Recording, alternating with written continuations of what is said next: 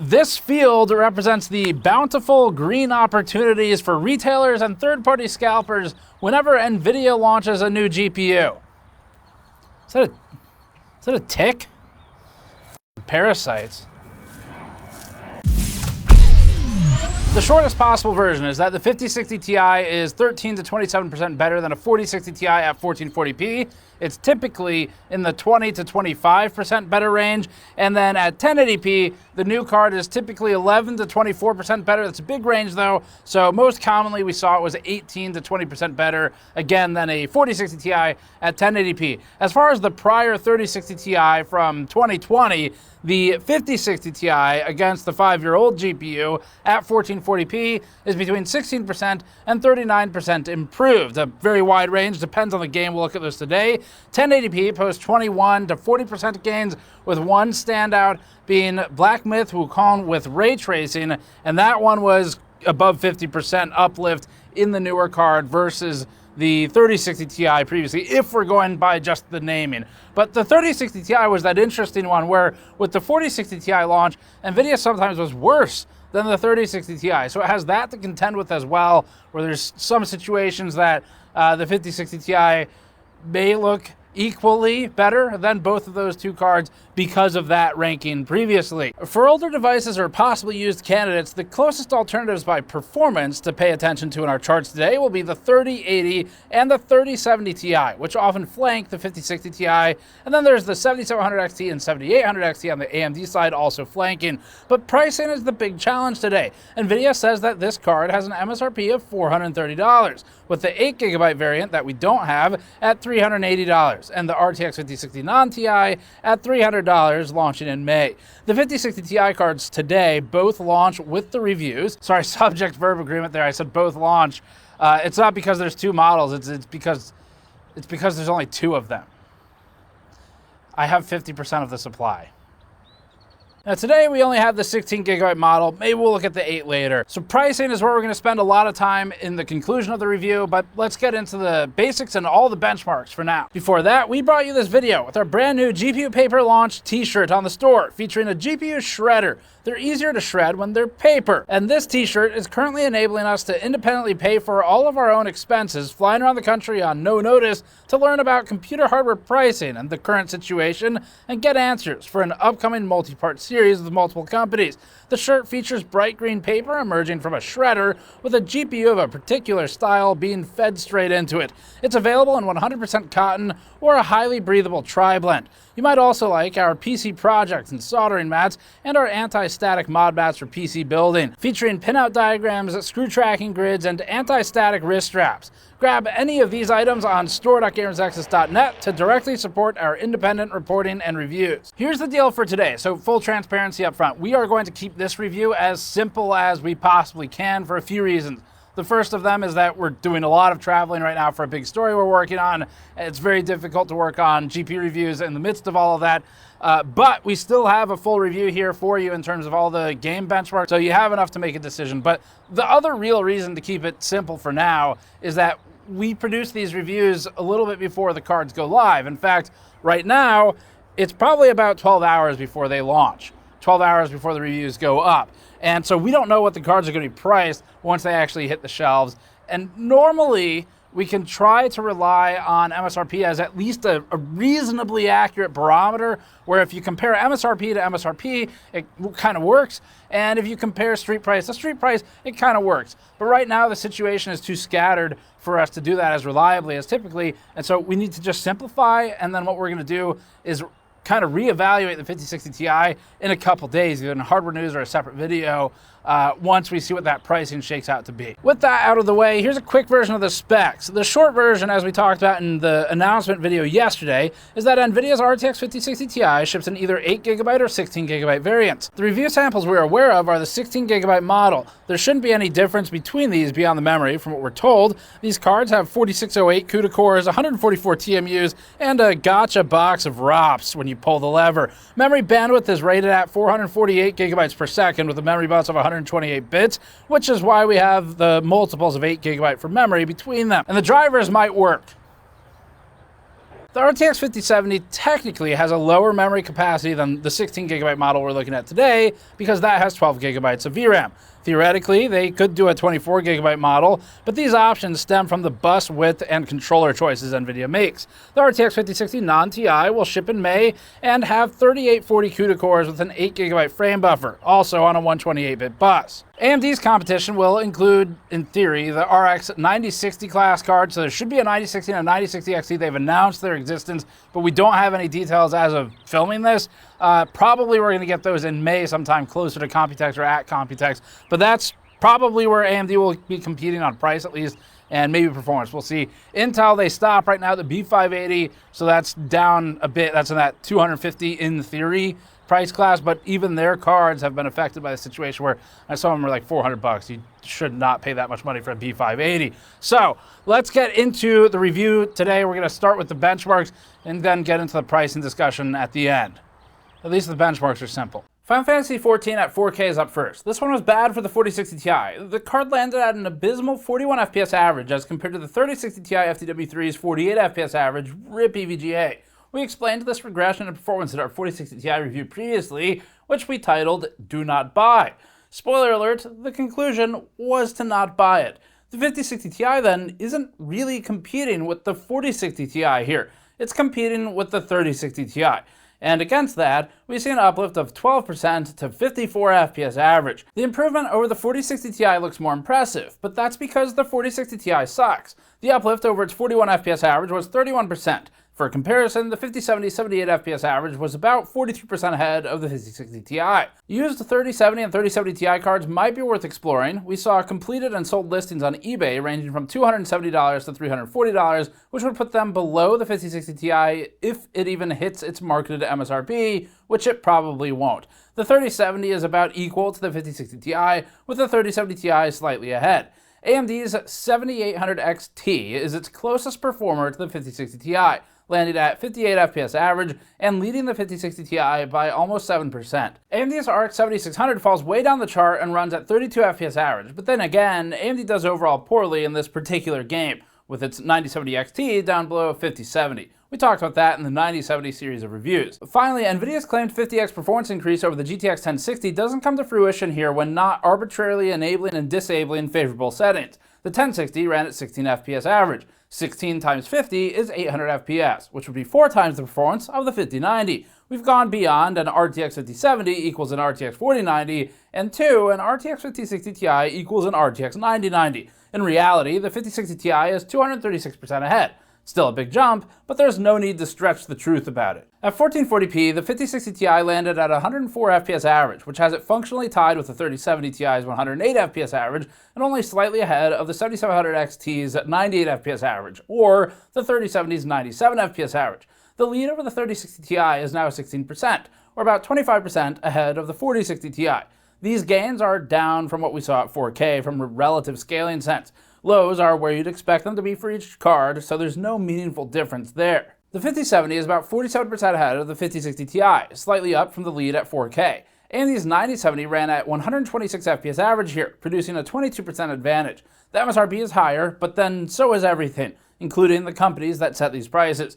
The GTX 1060 ran at 33 FPS average here, the 1650 at 23 FPS, the 6500 XT at 31 FPS, and the 3050 at 45 FPS average. Predictably, the 5060 Ti is a big improvement over all of these, but again, not 50x. At 1080p, the 5060 Ti ran at 160 FPS average. That's about the same as the 7700 XT, and slightly ahead of the 3070 Ti. It's finally moving up the relative ranking compared to Ampere. You'd still be better off, though, we think, with a used card right now. The 4060 Ti ran at 133 FPS average here, so the 5060 Ti improves by 20%. Against the 3060 Ti, the 5060 Ti is about 25% better. The 4060 Ti is finally better than the 3060 Ti when at 1080p, so these two have flipped as well. The lower end roundup includes the 1060 at 51 FPS average, the 3050 at 66, the 1070 at 70 FPS, and the 2060 at 83 FPS average. You can pause for the others. The 6600 ran at 86 FPS average, and AMD's 7600 ran at 107 FPS average for their side of things. Black Myth Wukong is up now, first at 4K. The 5060 Ti ran at 31 FPS average. That's obviously unplayable, and is because of the resolution in the settings, but it's still useful for relative scaling comparisons. The result has it about equal to a 7800 XT. The 3080 leads by 18%, with the 5070 leading by 29%. The 3070 Ti ran a lower frame rate than the 5060 Ti in this one, but let's move on to something more playable. At 1440p, the 5060 Ti ran at 57 FPS average and landed right between the 7800 XT and the RTX 4070. These are all effectively tied. The 5070 held a 72 FPS average, or 27% lead. That's slightly down from what we saw at 4K from a relative positioning. The 5060 Ti is ahead of the 3070 Ti by 13%, the 4060 Ti by 27%, and the 3060 Ti by 34%. This is one of the games where the 4060 Ti and 3060 Ti are right next to each other. AMD 7600 ran at 31.6 FPS average and isn't really in the same class of card as what we're reviewing today. Its 7800 XT and 7900 GRE are the most comparable in terms of performance, but in theory, the inbound 9060 XT should be fighting in this territory directly. We'll see about the pricing. At 1080p, the 5060 Ti pushed 81 FPS average with lows where you'd expect given this average. There's no particularly special frame time consistency benefit here. The 5060 Ti ends up about the same level as the 3080 and the 4070, the 5070, which still doesn't equal the 4090 no matter what NVIDIA says, and its 98 FPS average put it 21% ahead of the 5060 Ti. As for the last generations, NVIDIA's new 5060 Ti leads the 4060 Ti by 24% or the 3060 Ti by 40%. AMD's 7900 GRE is its closest card here, slightly ahead of the 5060 Ti, with the 7800 XT just behind. Intel's B580 cards are at around 46 FPS average in this, which has them similar to the 7600. In Starfield, at 4K, the 5060 Ti ran at 41 FPS average with lows at 34 and 29, proportional to the cards around it. This puts the 3080 ahead of the 5060 Ti and the 5060 Ti ahead of the 3070 Ti. These names are really annoying to say over and over again. AMD's 7800 XT outdoes the 5060 Ti by 18%, with the more expensive 9070 non-XT up at 63 FPS average. The 5070 ran at 54 FPS average here, 32% ahead of the 5060 Ti, and we'll move to 1440p for the prior generation comparisons. At 1440p, the 5060 Ti landed at 65 FPS average. Unfortunately for NVIDIA, this is a terrible result. The 4060 Ti was at 58 FPS average, narrowing the uplift generationally by name to only 13.4%. That's not a big improvement. The lead over the 3060 Ti's 50 FPS average is 30%, and also not impressive for two generations. AMD's 7800 XT leads the 5060 Ti by 15.5%, with the 9070 obviously way ahead given its higher theoretical price and positioning. For those considering used options, the 5060 Ti only outdoes the 3070 Ti by about 8%, making it a reasonable alternative that might save some money. At 1080p, the 5060 Ti held an 82 FPS average with lows positioned about the same as everything around it. The 3070 Ti's 76 FPS average encroaches on the 5060 Ti's result, and from an actual human perspective, would look about the same. The 4070 outperforms the 5060 Ti by 16%, with the 5070 ahead by 26%. The 4060 Ti's 74 FPS average means the 5060 Ti is about 11% better, overall a boring generational jaunt. The uplift over the 3060 Ti is 28% here. Dragon's Dogma 2 at 4K is up next. The 5060 Ti ran at 40 FPS average, so it's nearly exactly tied with the 3070 Ti. The 0.2 FPS average advantage is well within run-to-run variance, unless you're a super gamer, in which case you can notice the literal fractions of a millisecond of difference. Lows are also tied. AMD's 7800 XT is 17% ahead of the 5060 Ti's average FPS, with the 5070 ahead by 41%. We'll move to lower resolutions to look at the prior generation 60 and 60 Ti class cards. At 1440p, the 5060 Ti ran at 70 FPS average, planting it right in the middle of the 3080 and the 7700 XT. The 3070 Ti is right behind with a 65 FPS average, and the 4060 Ti is at about the level of the 3070. The new 5060 Ti leads the 4060 Ti by 22%, and the 3060 Ti with its 53 FPS average by 32%. AMD's 7600 is far down this chart, so it'll need something newer in the 9060 class to compete here. Intel's B580 is also down near the 4060 and the 6600 XT. As for what's better than the 5060 Ti, Other than the 3080, the 4070 is about 12% ahead, and the 5070 is about 37% ahead, or higher FPS average. At 1080p, the 5060 Ti ran at 93 FPS average, landing between the 3080 and the 7700 XT again. The improvement over the 4060 Ti is just 19%, followed by the 3060 Ti's 68 FPS average for an uplift of 36%. The 3070 Ti gives the 5060 Ti just a 10% lead, doing better than the 4060 Ti. As for the GTX 1060, considering 50x its performance would put it at over 1100 FPS, we'd say NVIDIA missed the mark on this by orders of magnitude. Cyberpunk 2077 Phantom Liberty is next. This is newer data, so we haven't rerun the 4060 Ti, the 4060, and the 3060 series cards through here yet. We'll show it anyway, though, just for the other comparisons. At 4K Ultra without RT first, the 5060 Ti ran at 31 FPS average. This has it meaningfully ahead of the 3070 Ti by percentage at 19%. The 7800 XT leads the 5060 Ti by about 10% here, with the 5070 about 30% ahead of the 5060 Ti. At 1440p, the 5060 Ti ran at 68 FPS average, putting the 5060 Ti between the 3080 and the 3070 Ti. The 5070 ends up about 30% ahead with its 88 FPS average, meaning that if we just pretend that the FPS numbers stick, you're paying about 1% more money for every 1% more performance between the 16GB 5060 Ti and the 5070. At 1080p, the 5070 is down to a 27% lead over the 5060 Ti. The 5060 Ti now leads the 3070 Ti by 20% and the 3070 non-Ti by 27%. The 7800 XT is about 8% ahead of the new card here. Let's move to something where we have more last-gen numbers, though. Dying Light 2 at 1440p is one of the situations that was bad for the 4060 Ti versus the 3060 Ti. The two cards are indistinguishable, with performance identical between them. The 5060 Ti ran at 74 FPS average, so it outperforms the 4060 Ti, and therefore the 3060 Ti by about 23%. It took them 2 generations, but they've finally beaten the 3060 Ti in this game. The 4070 is about 6% better than the 5060 Ti here, and the 7800 XT is about 14% ahead. The 5070 leads the 5060 Ti by 44% here, so if anything, the new card stands to make the 5070 look better. Against the Intel B580's 63 FPS average, NVIDIA's 5060 Ti is about 17% better in one of the more promising B580 showings. 1080p has the 3060 Ti and 4060 Ti again roughly adjacent to one another, with the 5060 Ti leading the 4060 Ti by 19%. The new card's lead is diminished from the 1440p result previously. The 5060 Ti is similar to the 7700 XT's performance here, including in the lows, with the 4070 leading the 5060 Ti by almost 9%. Against older cards, the 5060 Ti improves on the GTX 1060 by not 50x, to nobody's surprise, and instead by about 3.8x. Even with MFG, you would not get 50x here.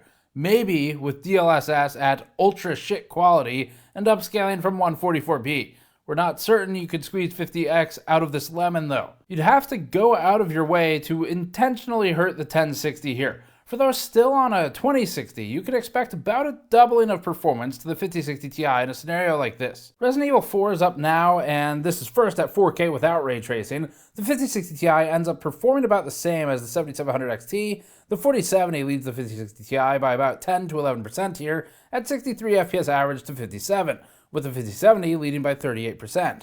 That's similar to what we've seen elsewhere so far. The 3060 Ti launched also over $400. Adjusted for inflation, that's $491. The new card is $430, so things really haven't changed that much.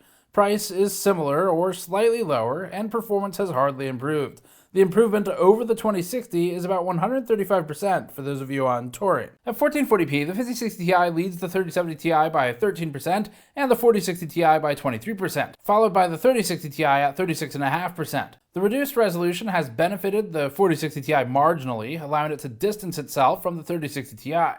The B580 is actually around the 3060 Ti's performance, excepting the 1% lows. As for the 5070, which remains not a 4090, NVIDIA's biggest lie leads the 5060 Ti by 36%.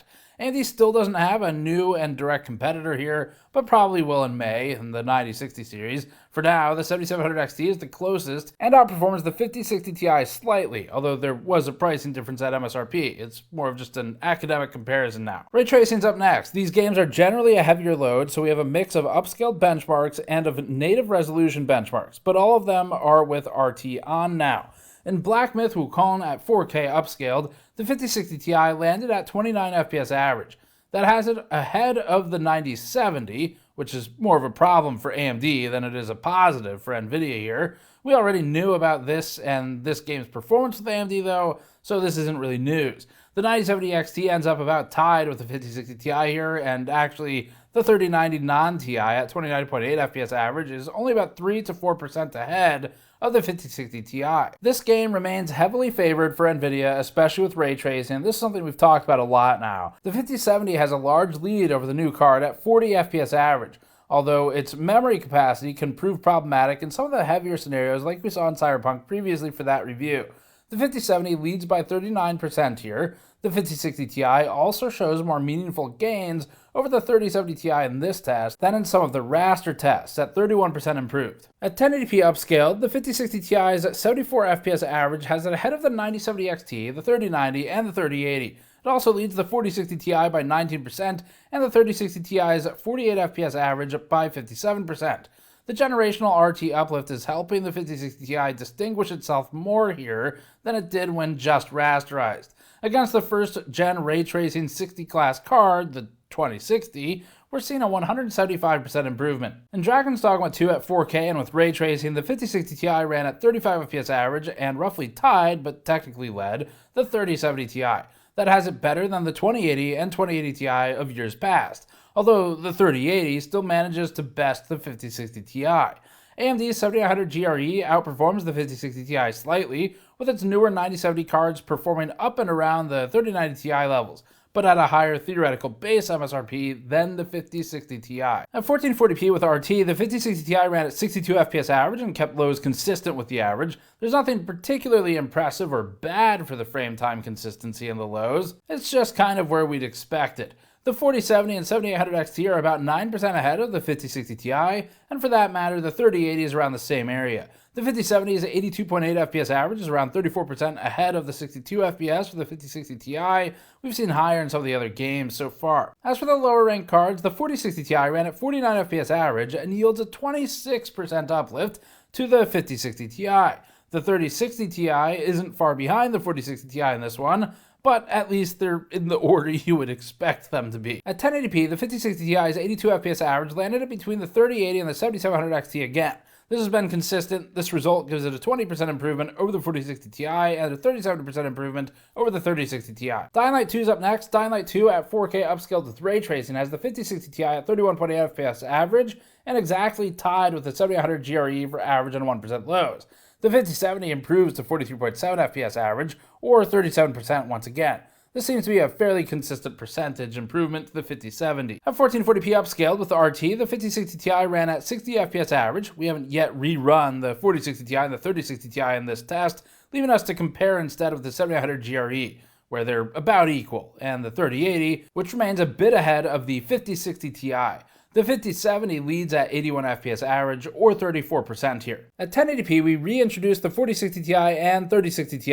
The 5060 Ti's 87 FPS average has it about 20% ahead of the 4060 Ti, which itself was only 11% ahead of the 3060 Ti.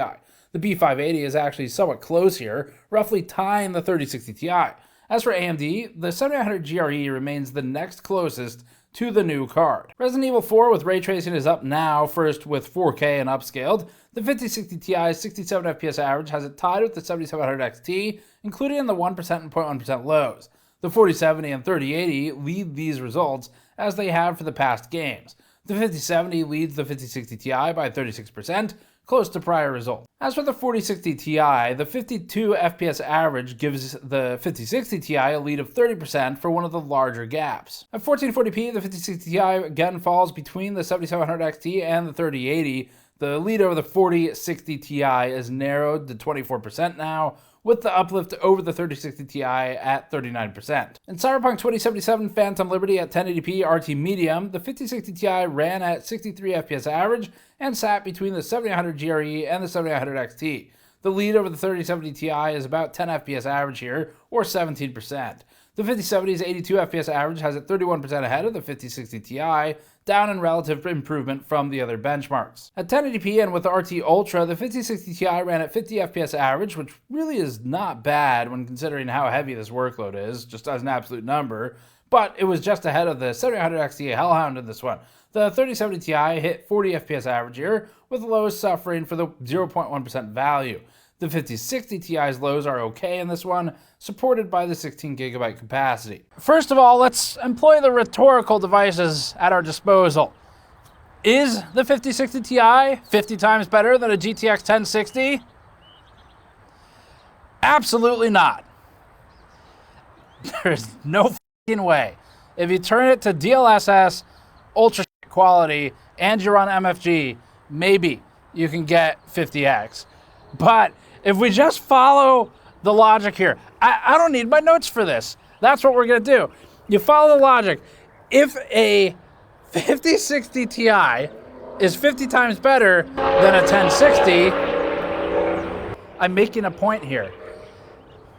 Then, it was Jensen, then the 5060 Ti would be better than, by like 5 or 6x, a 5070.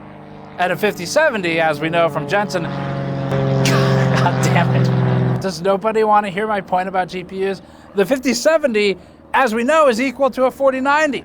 Therefore, a 5060 Ti is better than an RTX 4090. That's right, folks, you heard it here first. You don't need to look any further. You can buy your 5060 Ti now, actually multiple of them for the same price as the card it's better than, the RTX 4090.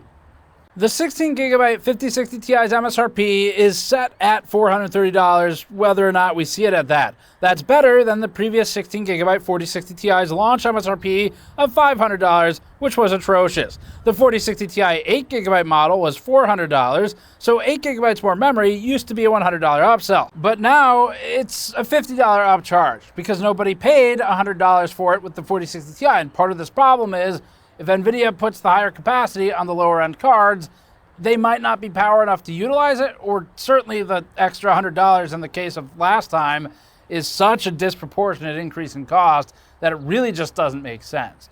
And so that's where we are now. Accounting for inflation favors the 5060 Ti over the 4060 Ti for the 16GB models with the MSRPs. Nearest performance neighbors in our charts for the 16GB 5060 Ti are typically the RTX 3080 and the RX 7800 XT above it, and the RX 7700 XT and RTX 3070 Ti commonly below it. We'd love to dig into the value comparisons between the 5060 Ti and its current competitors, but availability of GPUs at retail in this price bracket, $380 to $480, is terrible. Using Newegg as a representation shows only 9 SKUs of any video card at all sold by Newegg in stock in that price range. And only one of them is actually brand new. And it's an EVGA RTX 3060 XC, not a Ti, for $440, which is obviously an awful price. So without any new cards to look at, we're gonna look to used. And we think this is a time when it makes sense for people to seriously consider that avenue. The RX 7900 GRE was around $627 average when we averaged several listings that were sold on eBay, followed by the RX 6950 XT and the 7800 XT at $556 to $575 on average, and the 7700 XT at $472. There's a potential edge case where a good deal on an RX 6950 XT could be an interesting higher performing wildcard, but that's only if you're entirely focused on raster performance and you're willing to hunt for a deal and wait for a $500 purchase or so. There's also power consumption to maybe consider. The 5060 Ti is more efficient. A used 3070 Ti at $358 on average for sold listings would be a good lower performing budget option below the MSRP of a 5060 Ti of any capacity. We found some that were in the upper $280, $290 range to the lower 310s. It's not as common, but these would be worth seriously considering if the listing doesn't state any problems. VRAM may be limited in some situations. As a counter to that, the 3080 is going for around $449 and typically beats or is close to the 5060 Ti. It's not cheap enough yet on the second-hand market to get a strong recommendation, but it's worth looking for. That's doubly the case, though, for the used 4070s, which at the time of writing are newer and have been selling for $621 on average. And that brings us to what we've said a lot in these reviews over the years, which is, again, it's kind of worth thinking about. If you're happy with your computer overall right now, it does what you need, and you don't have a strong reason to upgrade, then as always, and this has been true forever, But as always, it is worth just maybe taking a step back and hanging on to what you have. But if you need, whether that's in scare quotes or not, to upgrade your card, either because you want just the escape of building a PC or the performance is so bad that you really are kind of at the limit of what your card can do, you need to upgrade, then it may be worth seriously looking at the used market. I would challenge here is normally with more GPUs around the corner, like the 9060 series in May, which could sort of disrupt some of the pricing at the MSRP numbers for whatever that's worth. Normally we could say, well, at least just wait several weeks and let's just see how that pans out because it's not that far away. The problem is right now with things like large external macroeconomic factors changing day by day, like the tariff situation, we really don't have the answers this time for things like value. And at least for us, we need to wait a couple days to see how the 5060 Ti launch pans out, what price that lands at. We're trying to get the answers, which is why we're flying all around the US right now at our own expense to talk to companies about the pricing situation just generally. I hate to not be able to give a value judgment at the end of the review, but until this card is actually available, which will coincide with the launch of this review, we just can't know what it's gonna cost. And again, typically we can kind of rely on MSRP for that baseline, but not lately, not for any of the vendors. So that's about it. I mean, just as a story here, we were talking to a large distributor that buys hundreds of thousands of GPUs per year in the US, and they mentioned that the cheapest RTX 5090 they could get a hold of last week, so the tariff situation has gone back and forth, was $2,400 plus or minus, up to $3,000. If they can't get it for less than MSRP, it's not going to be MSRP. I don't know if that applies to the 5060 Ti's or not. We'll have to see. There's going to be some pressure where NVIDIA might try to help suppress that pricing for a little bit. But anyway, we'll check back in hardware news or some follow-up for the value discussion. But at least for now, you've got all the numbers. So if you already know you're spending money and you just need to make a decision on which card's right for you, you at least have those. You can hopefully make that decision. But sorry to not give a firm value judgment on this because I don't no, like we got to see what happens. So that's it for this one. Thanks for watching. Check back for the big piece that we're doing while we're out here. And subscribe for more. Go to store.gamersnexus.net to grab a t-shirt like this one. And we'll see you all next time.